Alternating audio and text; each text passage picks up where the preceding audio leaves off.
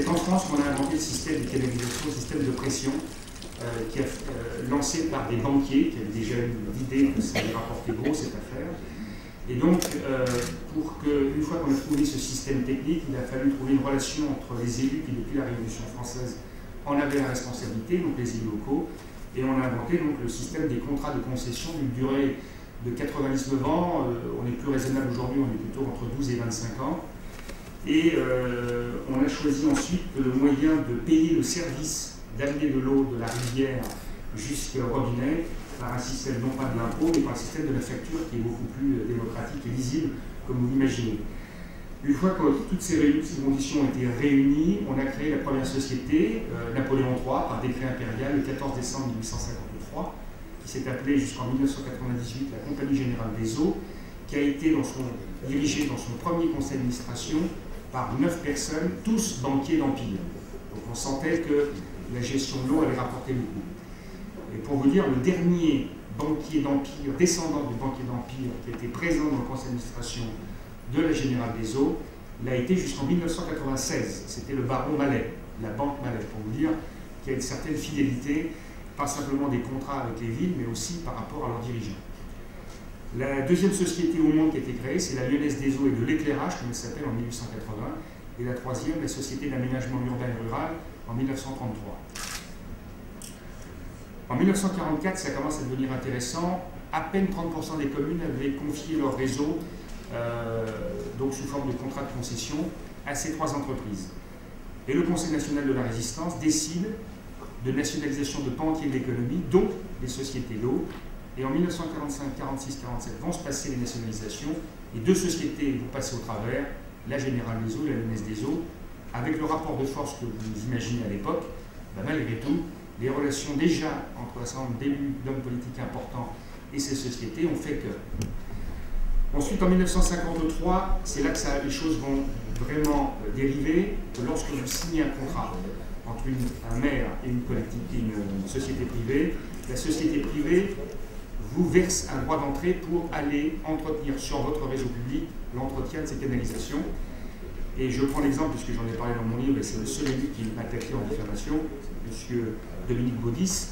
En 1989, il signe un contrat de 30 ans et il reçoit du PDG de la Générale des Eaux un chèque de 437,5 millions de francs.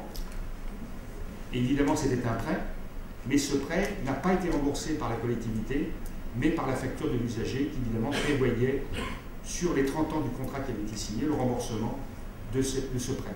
Ce qui lui a permis, évidemment, de se présenter devant les électeurs en termes des impôts, en baisse des impôts locaux, et par la création d'infrastructures, que ce soit à Montpellier le Palais des Congrès, que ce soit à Lille le stade de football, etc., etc.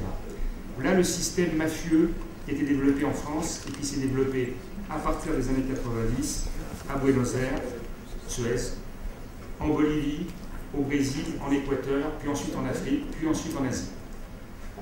Et c'est pour ça qu'aujourd'hui, en France, près de 80% des usagers sont sous la coupe de ces 3 sociétés, et quasiment toutes les grandes capitales, les grandes agglomérations urbaines de par le monde sont sous la coupe de ces sociétés. Et les 2 plus grosses sociétés qui se partagent le marché mondial de l'eau s'appellent donc Veolia et Suez à peu près égalité, même si Veolia est 2 fois plus importante en France que la Lyonnaise des Eaux, Suez. À partir de 1999, avec la loi Chevènement, qui faisait suite déjà, je viens de le rappeler, à la loi de décentralisation de Gaston Defferre, ça a permis à ces sociétés de se développer à la fois dans les marchés parallèles, que sont l'assainissement, les déchets, le transport, le chauffage, les parkings, le parc-pète, les cimetières, la restauration scolaire, la musique, le cinéma, les télévisions, donc tous les marchés publics locaux, avec un financement des partis politiques ou un financement des collectivités locales, je l'ai dit tout à l'heure, à travers les infrastructures sportives et culturelles. Ça leur a permis, si vous voulez, de dire comment je pourrais pérenniser mes contrats et les pérenniser à l'étranger. Daniel Mitterrand le rappellera certainement tout à l'heure, l'eau était un bien commun jusqu'en 1992. C'est devenu un bien économique à partir de 1992. Et on a mis une structure qui s'appelle le Conseil mondial de l'eau, qui a l'odeur, à l'image de quelque chose d'onusien et qui est totalement privé, puisque ça a été créé en 1996 par la Banque mondiale, dont le principal conseiller s'appelait et s'appelle encore Jérôme Monod, ancien secrétaire général du RPR et président de Suez entre 1980 et 1997, par le Fonds monétaire international, dont le président à l'époque est aujourd'hui le secrétaire général de la Fondation Jacques Chirac, puis donc par Veolia et par Suez. Et donc tous les 3 ans, ils organisent le Forum mondial de l'eau, qui a eu lieu donc la première fois en 1997 à Marrakech. Le Maroc est complètement privatisé. 3 ans plus tard, à La Haye, ça a moins bien marché. Ensuite, à Kyoto en 2003, ça n'a pas trop bien marché non plus. En 2006, à Mexico, là, ça avait déjà bien marché, avec un président qui venait de Coca-Cola. En 2009, Istanbul, avec évidemment le problème du Tigre et de l'Euphrate, qui ensuite, en aval, traverse des pays extrêmement stratégiques. Et puis donc, en 2010, ça a été décidé par Nicolas Sarkozy et Mme Joanneau, avec le président du Conseil mondial de l'eau. J'ai oublié de vous dire que c'est le président de la Société des eaux de Marseille, pour des raisons de déplacement géographique, puisque le Conseil mondial de l'eau est basé à Marseille. Mais cette société appartenait il y a encore quelques mois, moitié à Veolia, moitié à Suez. Maintenant, c'est 100% Veolia. M. Fauchon, un ancien bras droit de M. Defer, puis M. Vigouroux, et puis aujourd'hui relativement très bien avec l'ensemble des élus politiques de l'agglomération. Et donc ce forum mondial a été décidé que ce serait en mars 2012 à Marseille.